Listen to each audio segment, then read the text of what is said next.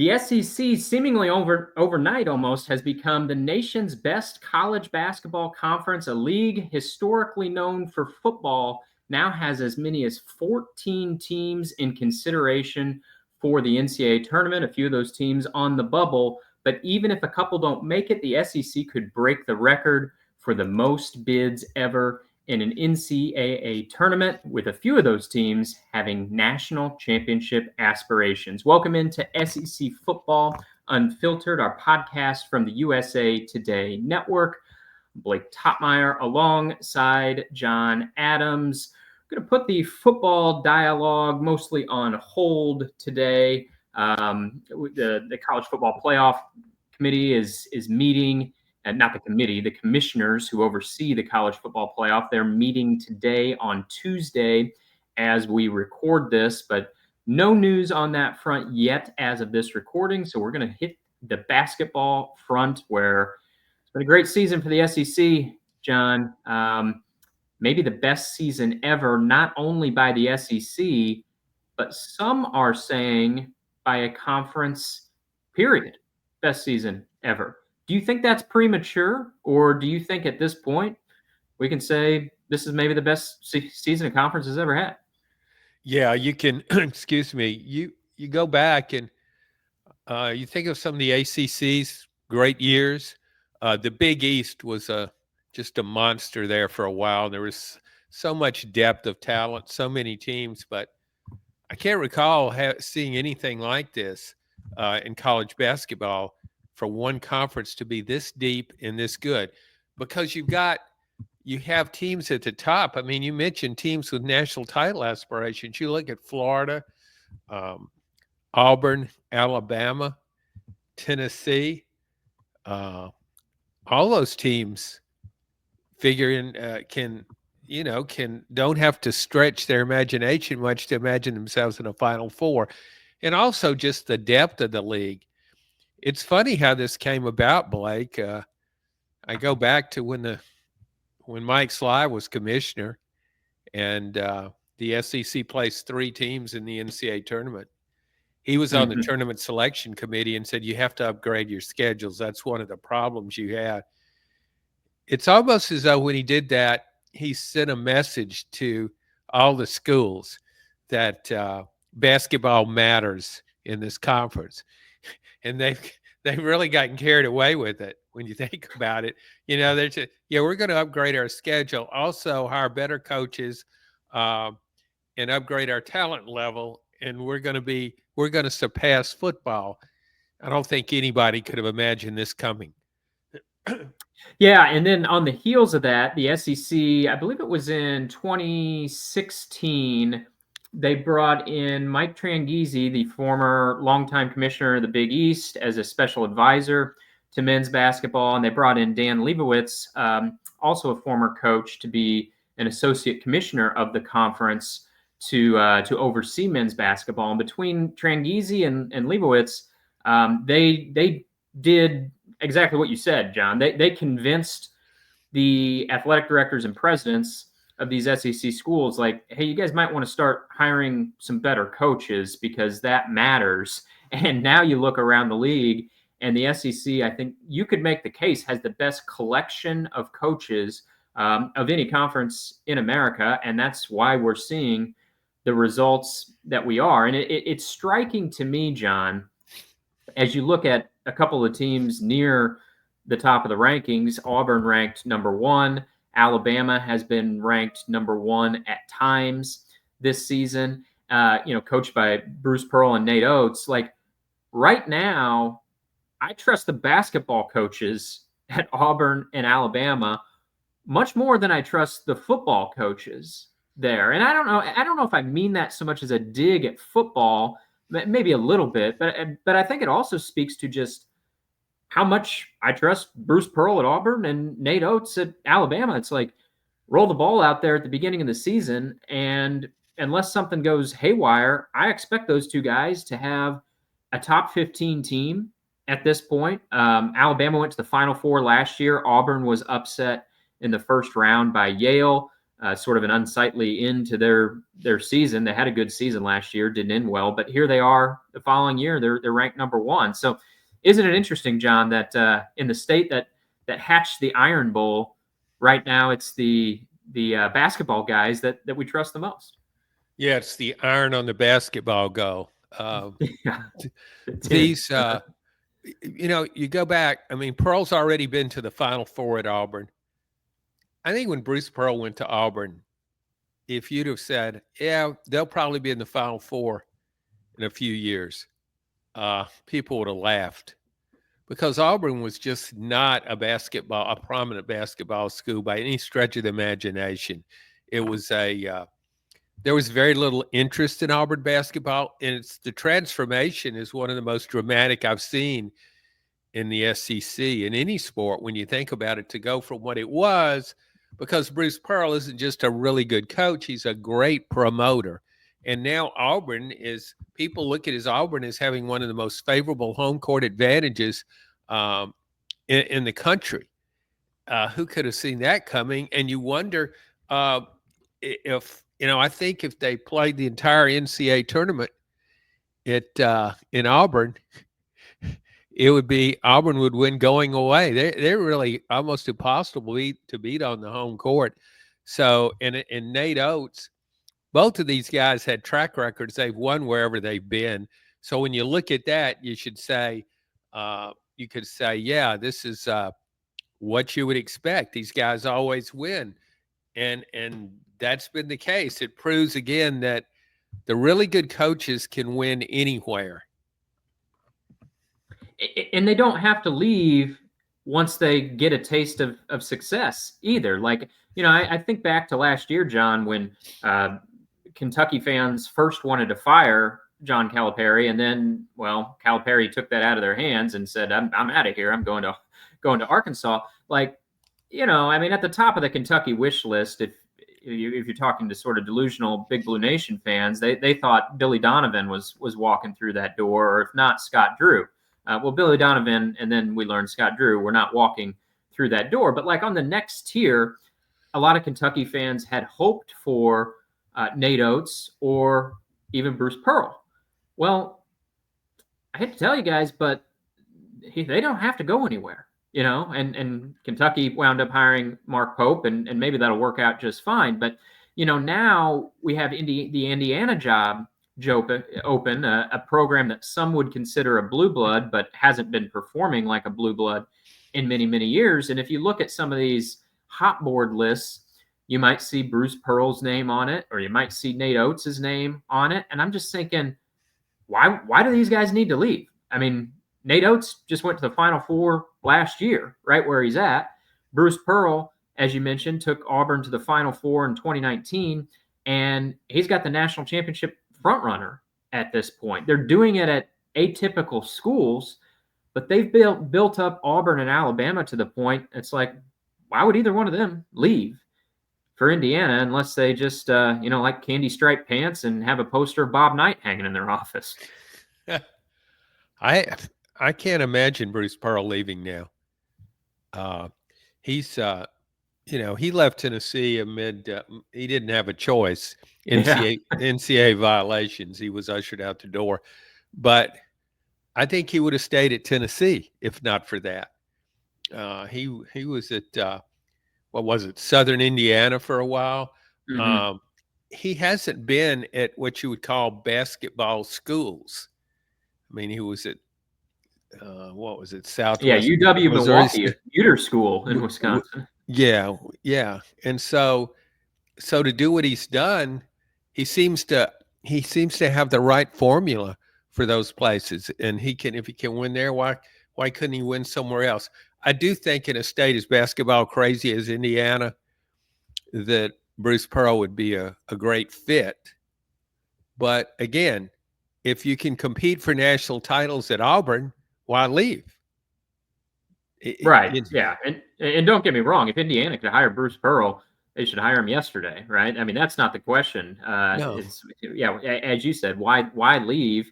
It's interesting you bring up Tennessee, John, where Pearl had so much success in Knoxville before he had the illicit cookout. Ooh, what a different world it was back then, right? Yeah. Illicit cookouts now. I mean, that slap some NIL sponsorship on the side, and everybody's getting paid.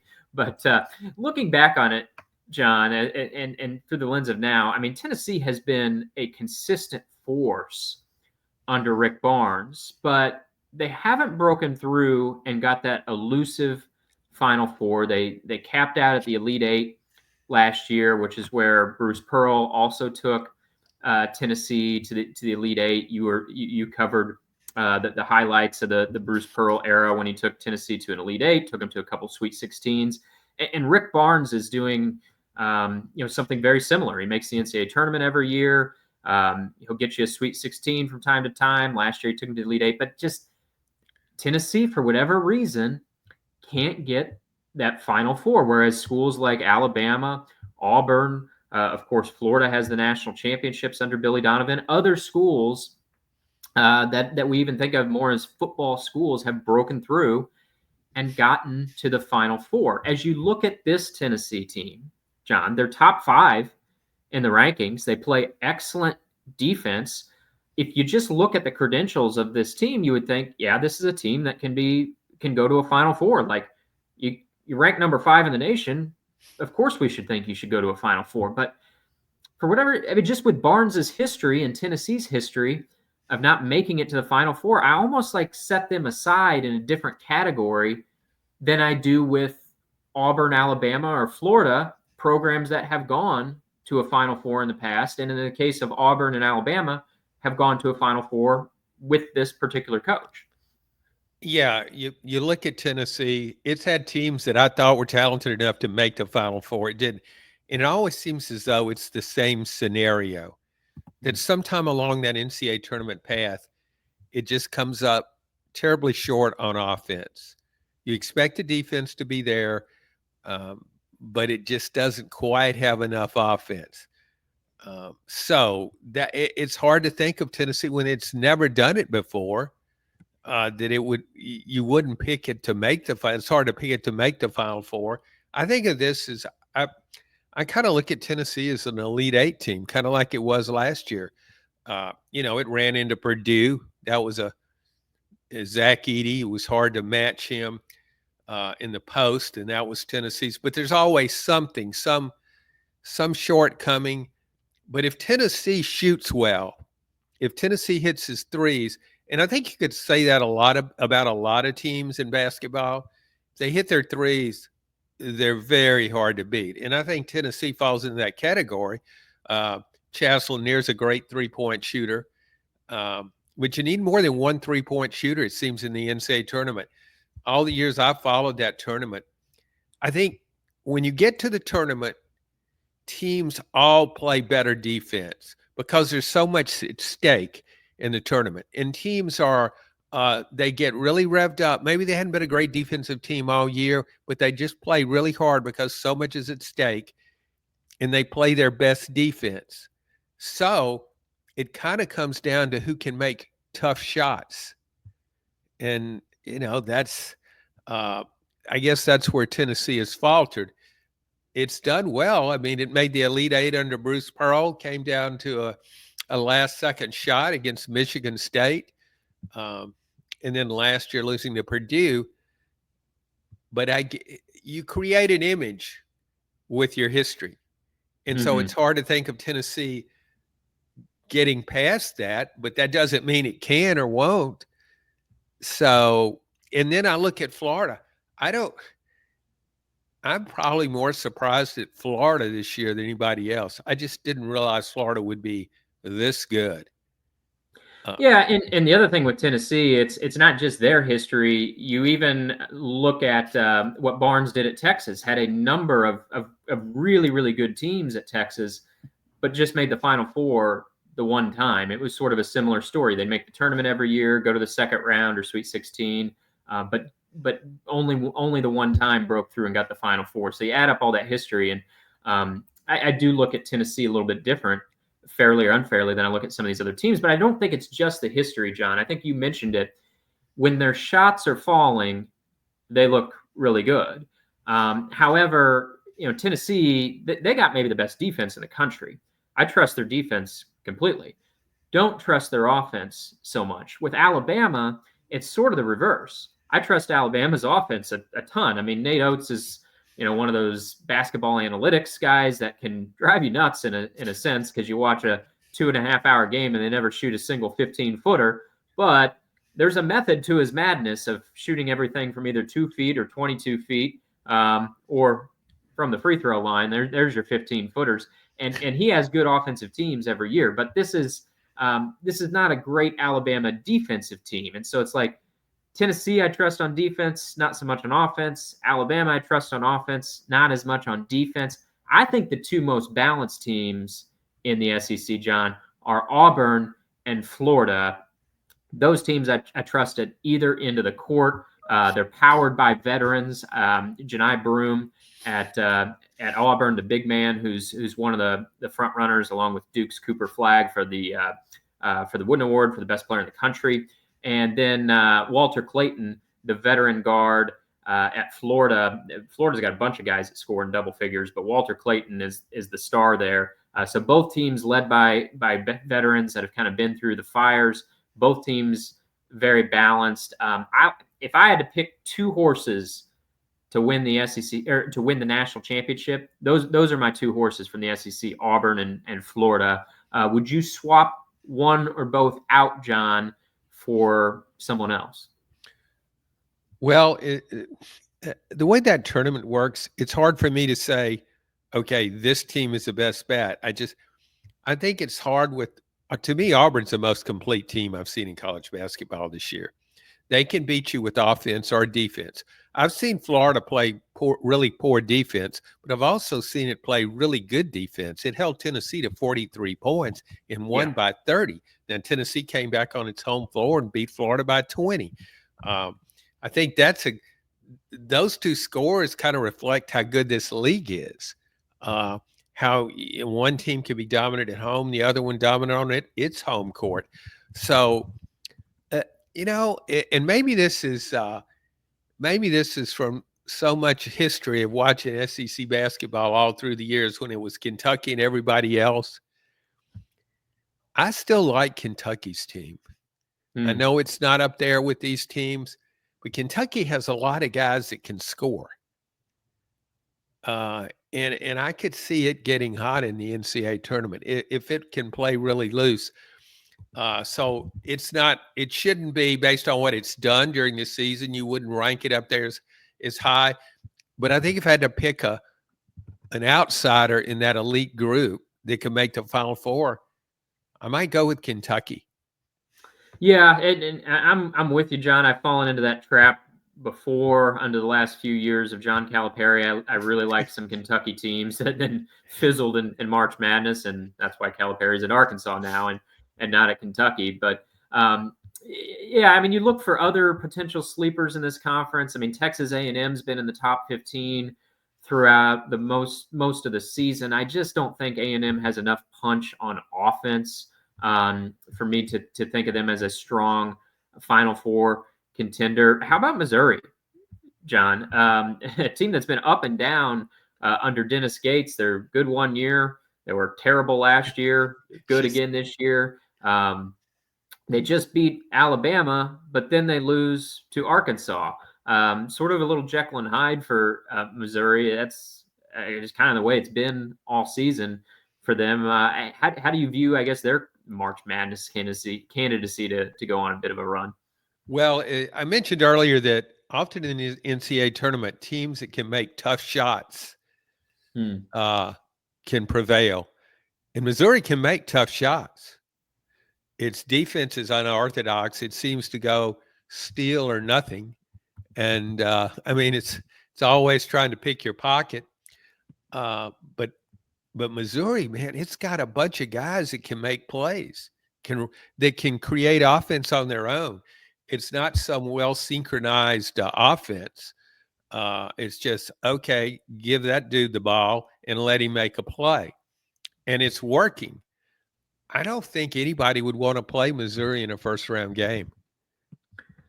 No, I think that's right. And I'll tell you another one. If they get in I would not want to play in a first round game, and that's Arkansas.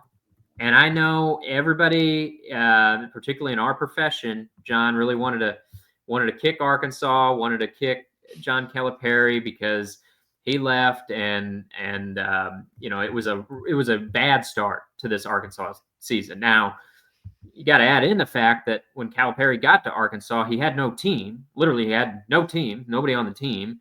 And he brought a few players with him from his final signing class at Kentucky. They followed him out the door. Then he brought in some transfers. Kentucky fans were probably wondering, where were these transfers when you were coaching us?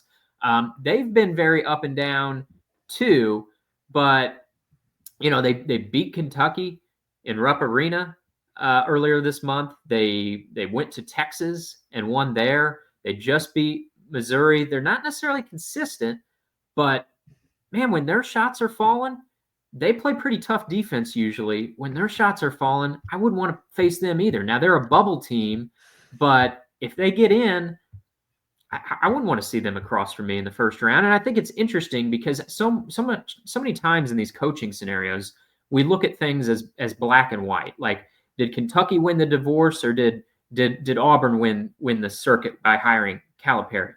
I don't know. I mean, I think it may have worked out best for everybody, right? Kentucky was able to get rid of John Calipari and start fresh with some fresh energy under Mark Pope without paying a cent of Calipari's monstrous buyout that Kentucky was otherwise going to be saddled with when the day finally came that they were going to have to move on.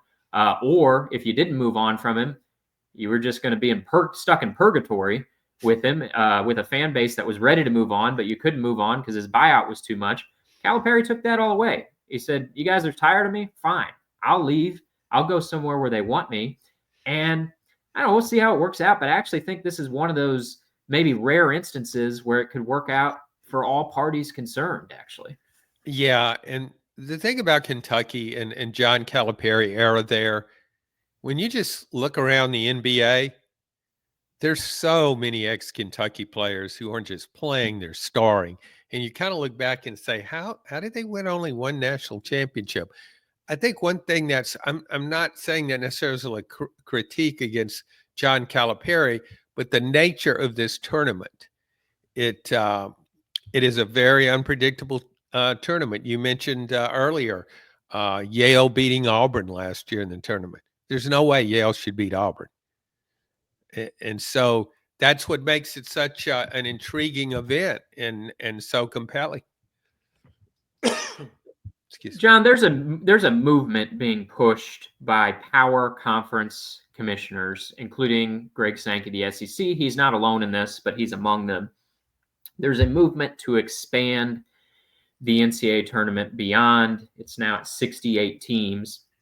It used to be 64. Well, you remember it when it was far fewer than 64, but 32. Yeah. Yeah. Modern era, we'll call it. And maybe it hurts you, John, to not have 32 be included in the modern era, but I'm calling the modern era of 64, then grew to 65 and grew to 68. And now there's a movement among the power conference commissioners to expand again, perhaps as soon as next season. The number you see sort of floating around is 76. So you would be adding a lot more play-in games is what you'd be doing before you get to that 64-team tournament. Now, who do you think this is going to be good for? Well, it's being pushed by the power conferences. I don't think they care. They're not pushing this to look out for the Horizon League. No, they still envision those mid-majors as one-bid leagues. And what they're envisioning is if they can expand it from 68 to 76, that's, maybe one more mid-major will scratch and claw their way in with an at-large bid. But of those 8 extra at-large bids, I think the power conference commissioners look at it as we'll take 7 of those 8 extra bids and we'll be happy with that. More access for us, less access percentage-wise for the mid-majors. Also, how many mid-majors would you then be getting eliminated in play-in games? I'll say, John, this is not the first time I've said it. I hate this idea. I think 68 teams is plenty for the NCAA tournament. I think the play-in games have always been a little bit awkward Nobody really knows what to do with them. Um, you got these office pools. You don't include the play-in games in the standings for the office pools. You're just waiting to see who wins the play-in game to know whether you want to pick the upset in the first round or not. But you got to wait and see who wins the play-in game, and and you can lose some. I don't know. I feel like you can lose some of the meat if you're knocking teams out before you even get into the 64 round tournament, and you can water down the field a little bit too much. I also think, John, some of the charm of March Madness, the reason this event I think has become so woven in the fabric of not just sports fans but our culture at large, is the fact that you got the mid majors in there, and people just love the fact that the mid major can take down a Kentucky like we saw last year with Oakland in the first round. And expanding the tournament wouldn't kick the mid major out, but it would reduce the presence of the mid major in terms of a percentage of the overall field. And I just don't see why we need to expand. There's no demand for it. John Q. Fan is not asking to expand the tournament. To me, it's just a power grab. It's a money grab by a few power conference commissioners. And I don't have a problem with making money, John, but I don't know. I draw the line at meddling with the NCAA tournament, I guess. Well, I think one of the most appealing factors in the NCAA tournament is the possibility of what we talked about earlier, Yale upsetting Auburn. It's not appealing to Auburn. It's not appealing to the teams that get upset, but we see it from every year. Just a totally unexpected result, one that nobody could see coming. But excuse me, the power conferences have no interest in promoting mid majors. They don't care about how appealing that might be to the average fan. I'm sure Greg Sankey would like a rule where the SEC could place all 16 teams in the NCAA tournament. We're the strongest conference now. Why shouldn't we get everybody in it? Look at strength of schedule. So, yeah, it's and you're right about these play-in games. I never have liked them. It's like, okay, you're just sort of in the NCAA tournament. You go over there and play in Dayton or somewhere and you win, and we'll put you in the tournament. I don't like that either. It just doesn't fit the concept. And I don't even know why that happened. Yeah, because of further expansion. But I look at last year, John, and like, Oakland, I forget if they were the 13 or 14 seed. I think maybe a 14. They 14. upset Kentucky. Yale, I believe, is a 13 seed, upsets Auburn. You start adding more bids, more teams in the tournament, and it's like suddenly I'm envisioning Oakland as a 15 seed or a 16 seed, and Yale as a 14 or a 15 seed, and you're taking away the chances of those teams to do why many casuals and many fans are engaged in this tournament. They want to see those upsets. They want to see brackets busted. And we don't mind it if a blue blood goes on a run. I think it's healthy for fan interest to have some blue bloods that are hanging around later in the tournament. But the first couple rounds, man, we love those upsets and seeing people's pools get bracket pools get busted, and the team, with the 26-year-old Division II transfer or whatever that fellow was from Oakland last year. I think maybe he's 24. The 24-year-old Division II transfer draining all those threes against Kentucky. That's what makes this tournament unique. And I think once you start meddling around with that, people are still going to watch. There's still going to be money on the line, but I don't know. It might lose a little bit of its charm. I think the more you meddle with this, the more power conference teams you shove into the field, the more you water down the seeding for the mid-majors. To me, the only way I want to see 8 extra bids and for it to go from 68 to 76 is if there was a guarantee that 4 of those 8 extra bids had to go to the mid-major conferences. Then maybe I'll consider it. But that's not the way it's going to go. We know it. This is not for the protection of the little guy. It's to put the 15th place team in the SEC into the tournament. And from Greg Sankey's perspective, I get it. That's his job. But I don't think there's a lot of appetite for that among the people actually watching the games. Yeah, and I really think the mid-majors got a huge boost in, I guess it was 1987 when they went to the three-point shot. I think that's a really significant factor in the NCAA tournament because, and I think it's really conducive to underdogs prevailing and playing, upsetting teams with more talent. Those three-point shots, the favorites are the ones that feel pressure. And so they go up for that jump shot from behind the three-point line, and it's can't miss this. Where the mid-major team, the underdog, lower seed, has nothing to lose. It's just playing loose. It has everything to gain. And I think that's a big factor in shooting, particularly when you're shooting from beyond the three-point arc. John, we started this conversation talking through the lens of Auburn and Alabama and how, because of how successful their basketball coaches have been, we trust those programs more right now than we trust the football programs in that football-crazed state. So I want to close with just a few minutes here on the football situations at Alabama and Auburn. It was interesting. I listened to Kalen DeBoer, did an interview on Fox News last week, and he really stuck to this idea, and I think he believes it, that last year was not a success for Alabama. I'm not directly quoting him there, but paraphrasing, he's not going to try to brainwash you and make you think that, 9 wins in my debut, that's a good start. No, he knows the standard at Alabama is playoff or bust. And so, in that interview, throughout the offseason, anytime we've heard from him, he's not tried to spin this as something it wasn't. He knows the standard at Alabama is to get to the playoff. And once you get in the playoff, then the standard at Alabama is start winning playoff games. At Auburn, whether it be with Brian Harsin or now Hugh Freeze, it's added up to 4 straight losing seasons for Auburn, something that there's a lot of Auburn fans on this earth who had never experienced that before, 4 straight losing seasons. So both coaches facing, I think, pressure is maybe an understatement, but at the very least, some pressure for different reasons. Kalen DeBoer coming off a 9-win season, but that's not the standard at Alabama.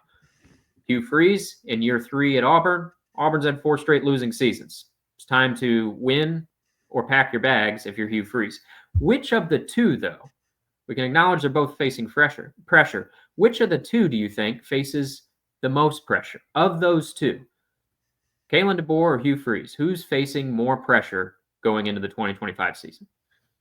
I think it's Kalen DeBoer because of the expectations at Alabama. I'm not saying there's not pressure on Hugh Freeze. Certainly there is, because Auburn's won a national championship in 2010, played for a national title in 2013. So it's got a history of success. It's certainly a history of not having 4 straight losing seasons. But at Alabama, it's not just the tradition at Alabama. It's Nick Saban, who's still a high-profile figure in college football. He's on ESPN Game Day. He's doing those Verbo commercials, which I love. I think he's better. He's as good in those as he was at coaching football. He plays himself and plays himself extremely well. So makes me want to stay at one of those places. No, I just think because of Alabama's history, it's been so dominant at times that and the Nick Saban era was so dominant at times.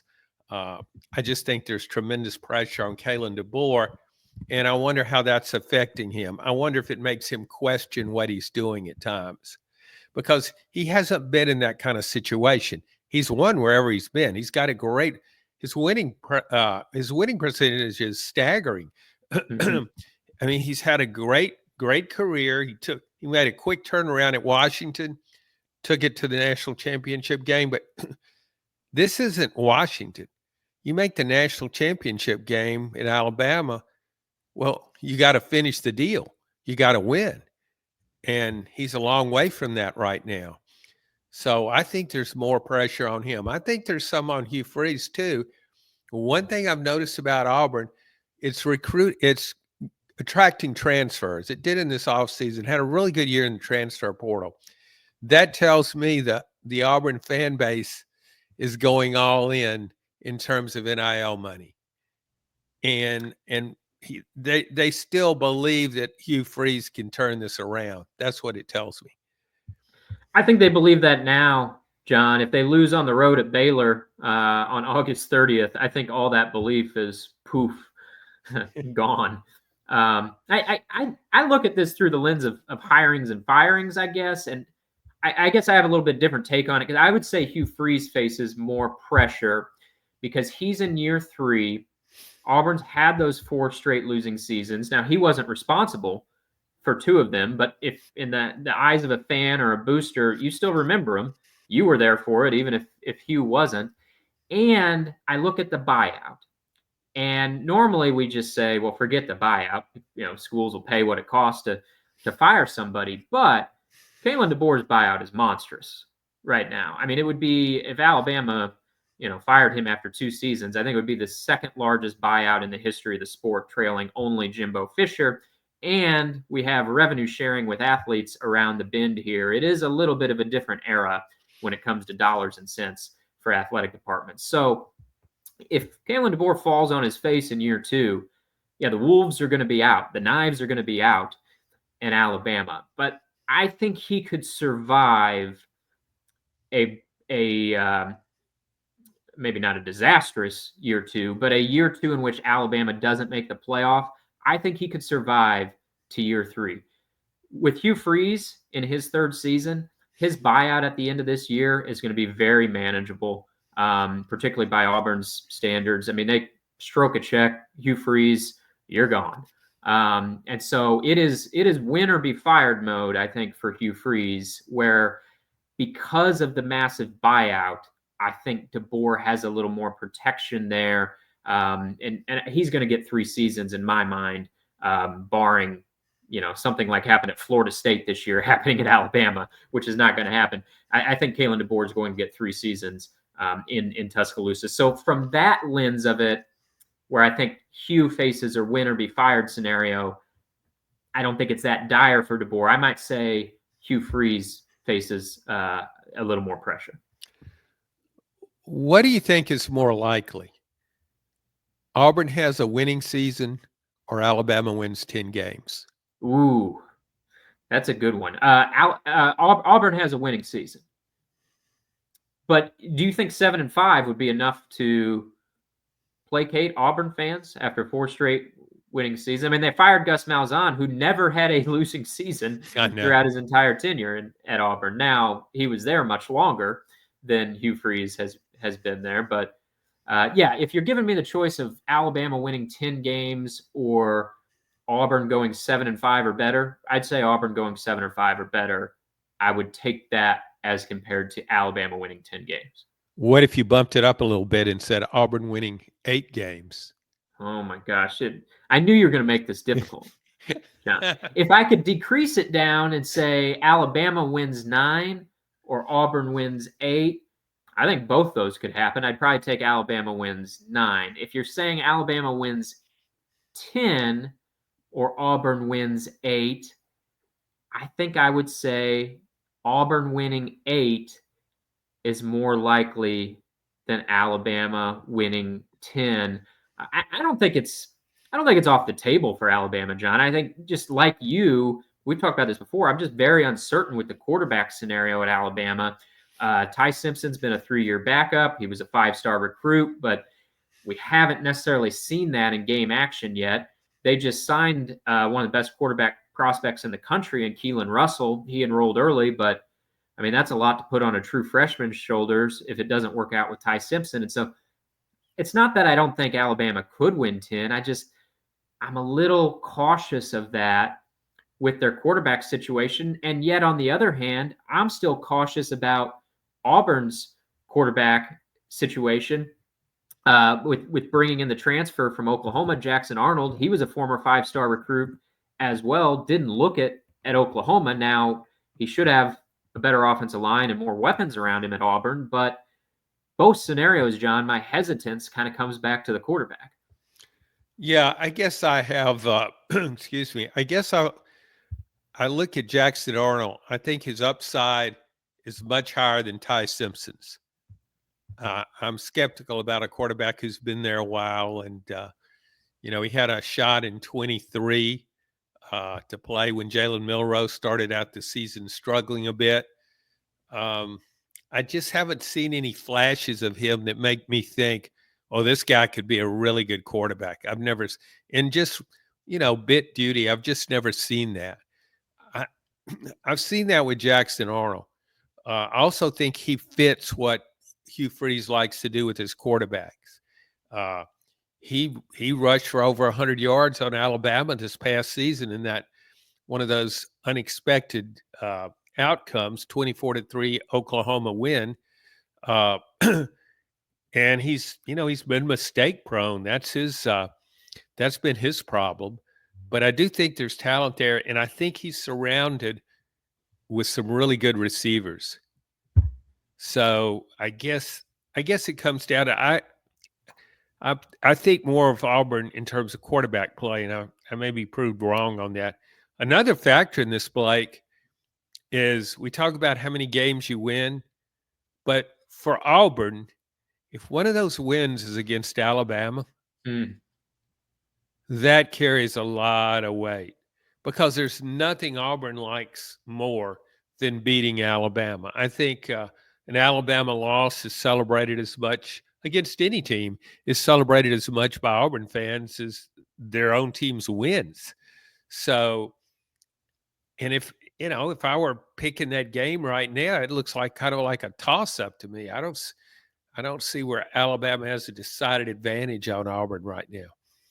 Yeah, and what's interesting, John, I don't necessarily sense an overwhelming amount of outrage from Alabama fans toward Kalen DeBoer right now. I think there was outrage when they lost to Vanderbilt that weekend, and the following week there was outrage.